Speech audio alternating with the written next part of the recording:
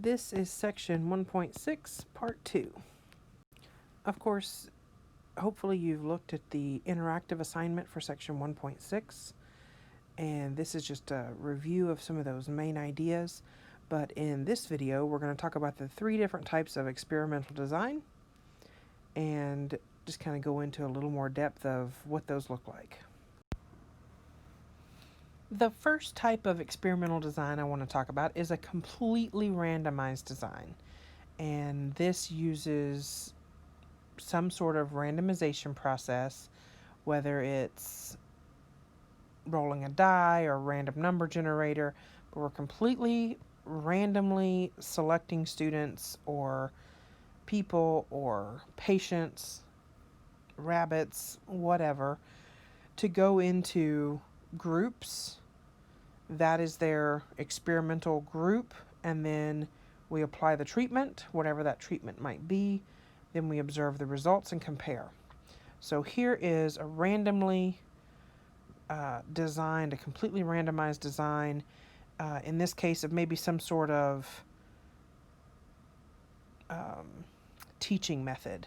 So it looks like we're randomly assigning students to 2 treatments. We got group 1 and group 2, 30 students each. In treatment A, there is no practice exam. In treatment B, they're given a practice exam. And then, at the end, they compare the results. So it doesn't matter, nothing about the student is taken into consideration as far as putting them into group 1 or group 2. They're completely randomly assigned to these 2 groups, and then we look and see, okay, well, here's how the group that did not have a practice exam, here's how they did, and then here's the group that had a practice exam, how did they do? Another illustration, so we've got, here's a group of people, we've got some red and white. Red are randomly chosen to be in one group, the white are randomly chosen into the other. When we say we use randomness to determine who gets the treatment and who gets the placebo, or, like I said, it's not always a placebo, but the old versus the new, the treatment 1 versus treatment 2 versus treatment 3, whatever it is, we're using some way to randomly determine who's going into which group. So maybe they flip a coin. Flip a fair coin. If it lands on heads, you're in group 1. If it lands on tails, you're in group 2. Until you get the right number. Of course, if you get too many people in one group or the other, that's not good. So that's a completely randomized design. Sometimes a completely randomized design does not give us enough information. There are certain things, especially medicines, that will react differently based on age, ethnicity, or race, gender. And we want to make sure that to control the experiment, we want to make sure and take those things into consideration. So to do that, sometimes we use a randomized block design. So with the class, and I don't know if this is let's see here.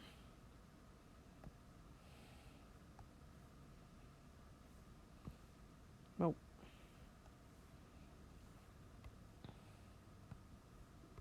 There we go. So maybe students who are first-year students versus second-year students.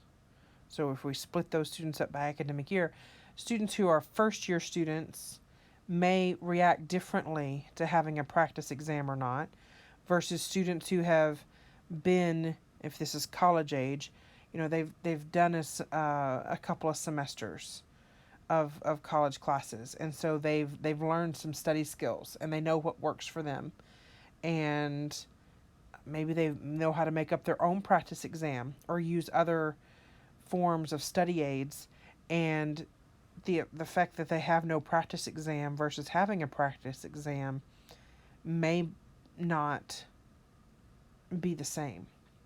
And so we may need to separate out certain populations with some drugs Like I said, men versus women.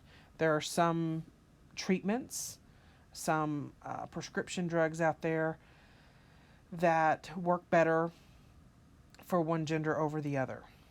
So we would want to block all the women together, block all the men together, and then randomly decide who gets a treatment versus a placebo, or who gets the new versus the old. And we can tell, we can compare men and women, or we can just compare within all the women, how does this medicine work? Well, no medicine versus the old medicine versus the new medicine. Well, the old medicine actually works better for the women. And then maybe for the men, the new medicine is better. Well, overall, you might have seen, oh, well, there's no difference. If you just had everybody randomly assigned to medicine A versus medicine B, the women who did better with one versus the other could be, kind of canceled out by the men who did better with the other, or whatever. It just helps you see a little more clearly. So just having a little more structure in the experimental design is helpful. One other experimental design method that I want to talk about is matched pairs. And with matched pairs, there's actually two ways that we can do this. The most common, I think, and the most reliable is when you're comparing someone to themselves, which seems like, well, how do you do that? Well, here's one way. So we can have all students take a pretest. So everyone has their pre-class or pre-understanding marked with this pretest. Randomly assign them to two groups. Treatment A is no practice exam. Treatment B is to have a practice exam. And then when we say compare results, we mean compare the exam results from the pretest to the post-test. Did the no practice exam group have improvement? And if so, how much? And how did that compare to the improvement, if there was improvement? Hopefully there would be, for those without the practice exam. All right, so that's one way. The other thing that we can do, or the other way that we can think about it, is, this is also before and after, is also to have, I've seen, like they were talking about, it was a matched pairs with, I think it was a mosquito repellent. And so they sprayed a mosquito repellent on someone's left arm and had them stick their arm into a mesh box that had mosquitoes. I would not sign up for this, by the way. I hate mosquitoes and mosquito bites. And so I support them trying to find a repellent, but I would not be part of it. That's aside from the point. So they spray one type on your left arm, and then they spray a different type on your right arm, and then you stick your right arm in, and you could see whether or not one worked better than the other. But body chemistry is one thing that you have to take into account when you're dealing with things like insect repellents, because there are different things, different hormones and just scents and whatever, I guess flavor for the insects that our bodies have. And my dad can go out, never spray anything on for insects at all, and never get touched, never get bit at all by a mosquito. And I'm walking right beside him, and I've doused myself in, these horrible like DEET and off and even some of the essential oils. I've put everything I could possibly think of to keep these mosquitoes off of me. I've got a bracelet that's supposed to keep them away. I've got the little buzzer thing that's supposed to like radiate warnings that they should stay away from me. And I still get 3 or 4 bites. And I hate it. I don't know why. I'm not sure what it is that he did not give me in his genetics that did not get passed on to me. But he does not get bothered by mosquitoes, and I do. So to try and say, if they tested a mosquito repellent on him and on me and tried to compare that, that really wouldn't be a great comparison.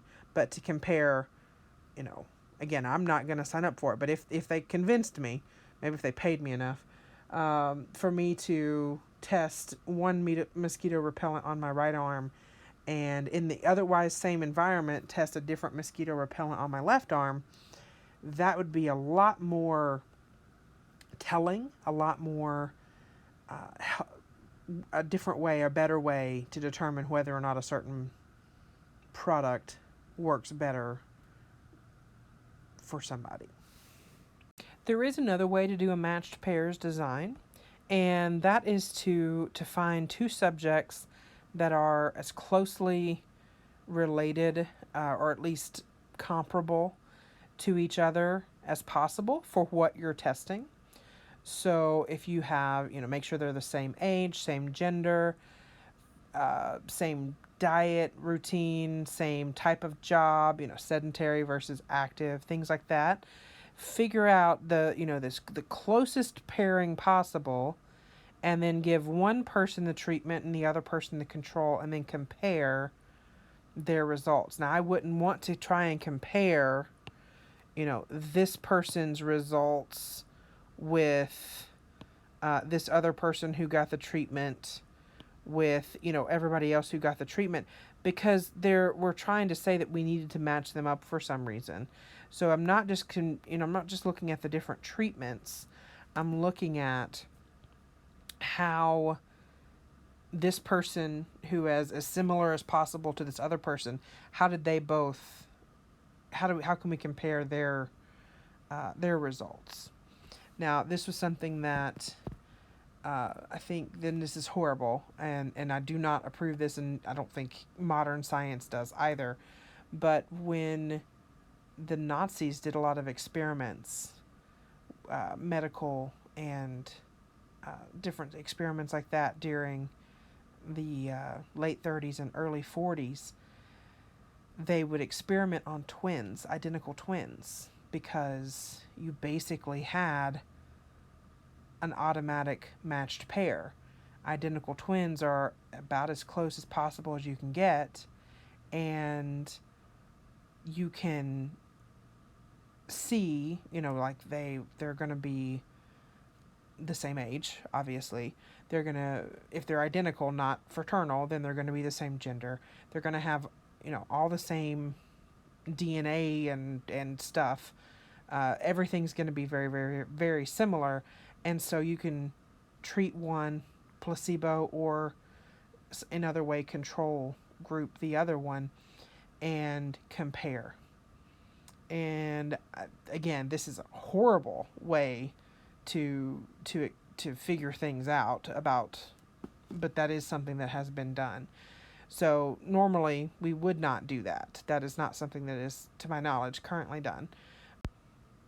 But we do use this method, this matched pairs method, where we try and find someone like, okay, well, here's a 40-year-old female at this height, this weight, this type of job, this educational experience, whatever it is that you're trying to test. You find someone else who is as close as possible to that person. You pair them up, and then you randomly decide who gets the treatment, who gets the control. If you were doing this with the testing, and you couldn't do, you can't try a different method on the same person, right? If you're trying to figure out if a certain teaching method is better than the other, you can't go back and say, okay, well, now pretend like you didn't already learn chapter 5, and now I'm going to try a different teaching method and we'll see if you do better. Well, you can't do that because you already have some of that knowledge.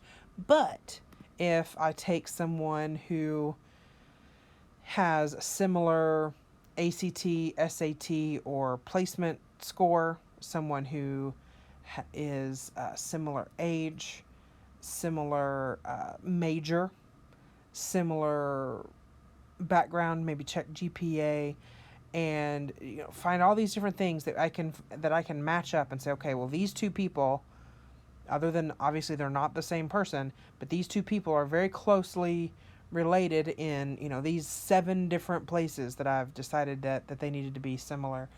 And now let's see, how does one do with a practice test and the other do without a practice test? And so that is something that's perfectly reasonable to do.